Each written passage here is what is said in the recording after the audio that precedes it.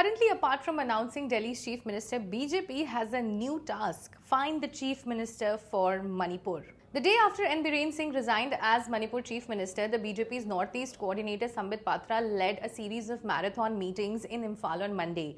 He met with senior party MLAs, including those who had dissented against Biren Singh.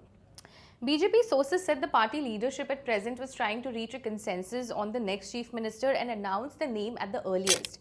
Even as the discussions continue, Biren Singh continues to be in charge of the state in an interim capacity. Now, while the option of president's rule is not yet off the table, highly placed sources said the party was trying to avoid it as it is against president's rule in principle. The party wants its MLAs to elect a leader with consensus soon so that the central rule can be avoided. It is an option only if the legislators fail to reach a decision, said a leader. However, the party has its task cut out as it has limited time to zero in on the next chief minister. This means that president's rule and keeping the assembly suspended may be the only way out, said a BJP source. The BJP has 37 MLAs in the 60-member assembly. Of them, 7 are from the Kuki-Zo community who have not been participating in assembly sessions since the start of the conflict in May 2023 and have said they will not engage with the state government led by Biren Singh.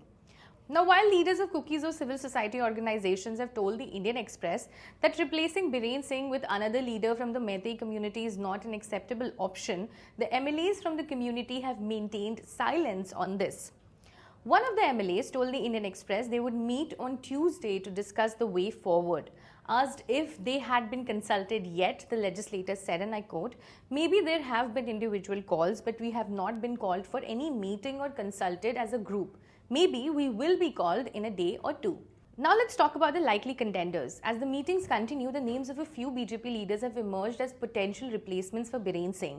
One is State Cabinet Minister Yumnam Khemchand Singh, a senior leader among Biren Singh's critics in the party. Now, he was the Assembly Speaker during the rule of the first Biren government from 2017 to 2022.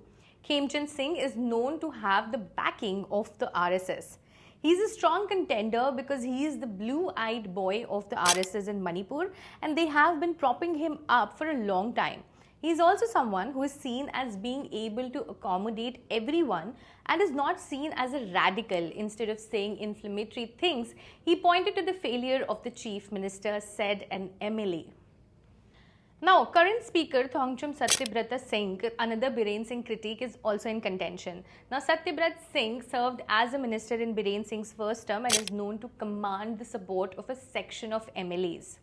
The name of Thongam Biswajit Singh, who served in the cabinet during both of Biren Singh's terms, is also in the mix. Despite being a contender for the top job after the BJP's victories in 2017 and 2022, he remained among the party leaders who publicly stood with Biren Singh till his resignation on Sunday.